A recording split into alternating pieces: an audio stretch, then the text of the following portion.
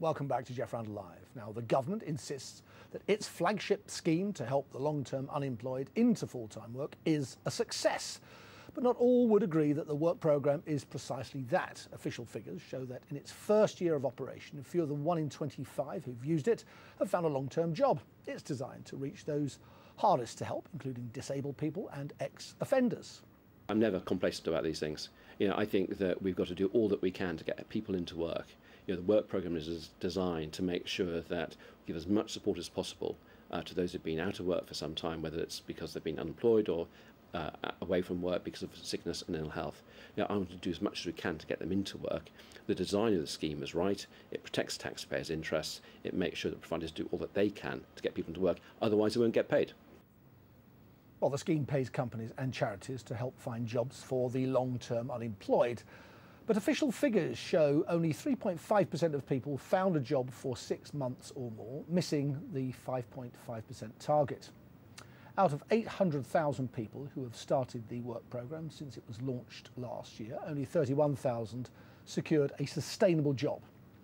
So far, the scheme has cost the Department for Work and Pensions more than £435 million. Well, joining me now is Kirsty McHugh, Chief Executive of the Employment Related Services Association, which is the trade body for the welfare to work industry. Nice to see you. Thank you for coming in. My pleasure. So, it's dead simple. The government says the scheme is a success. The naysayers say, no, it's not. What do you say? What I say, I think it is a success, and it's going to be even more of a success. I don't think the figures that the government has put out today are a huge surprise. If you think about it, what the government has done is released what they call outcome figures. This is number of people who have been in work for at least 6 months by the end of July.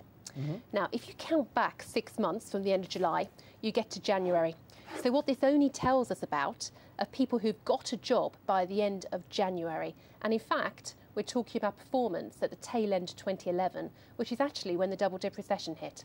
So why does Liam Byrne from Labour say, quote, this is worse than doing nothing? I'm afraid the work programme can be a bit of a political football. Now, we've looked at the number of people who have entered work over the course of the work programme, and we know there's 207,000 people who have actually got a job. Now, of course, the majority of those won't have yet been in work for 6 months, and therefore won't be showing up in the government's official stats. But 207,000 people, 277,000 long-term unemployed into work has to be a good thing. Let's assume that your assertion is right, and this, on balance, is a good thing. All schemes can be improved. What would you do to improve this one? Well, there's always room for improvement, isn't there? And one of the good things about the work programme is it's what they call black box, which means that the government doesn't prescribe what the providers, whether they're charities or private sector organisations, actually do to help people get into work. It's down to the providers to put together the package of support around the individual job seekers.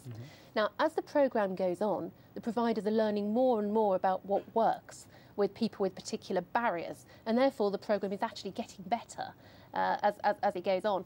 That said, it is tough in some economies of the UK. One understands that this is a programme focused on people who are more likely to have trouble getting a job. As I say, disabled people, ex-offenders. They've been out of work for a year, typically, at least. OK, that's the bad news. However, £435 million of government money seems like an awful lot for whatever it was, 31,000 permanent jobs.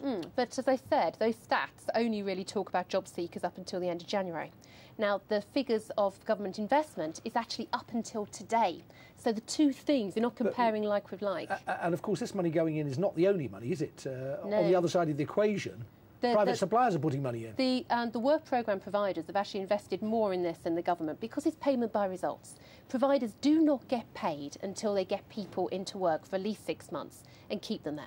So at the moment, the industry has invested this huge amount of money and hasn't yet seen a return on this investment. So that will go further down. 600 million, something like that? About 600 million. And so they'll be further down the contract life. You see, if you add that to the government sum of 400, you've got more than £1 billion. And I think many of our viewers will say, hang on a minute, they've spent £1 billion trying to get people into work. We have hundreds of thousands of East Europeans working in this country who were not subsidised at all.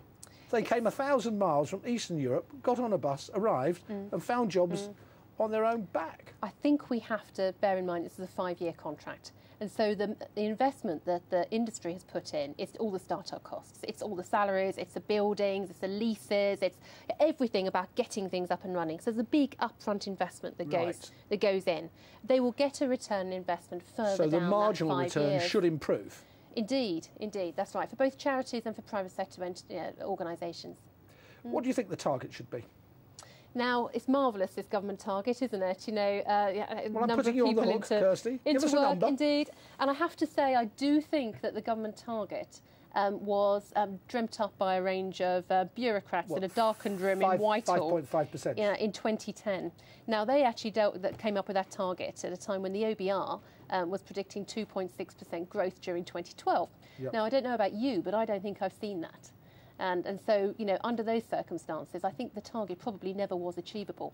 That said, we're now into year 2, and it does look like many of the work programme providers are on course to hit those targets for year 2.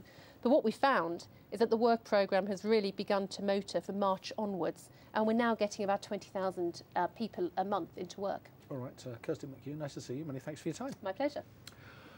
Well, that's almost all we've time for this evening, but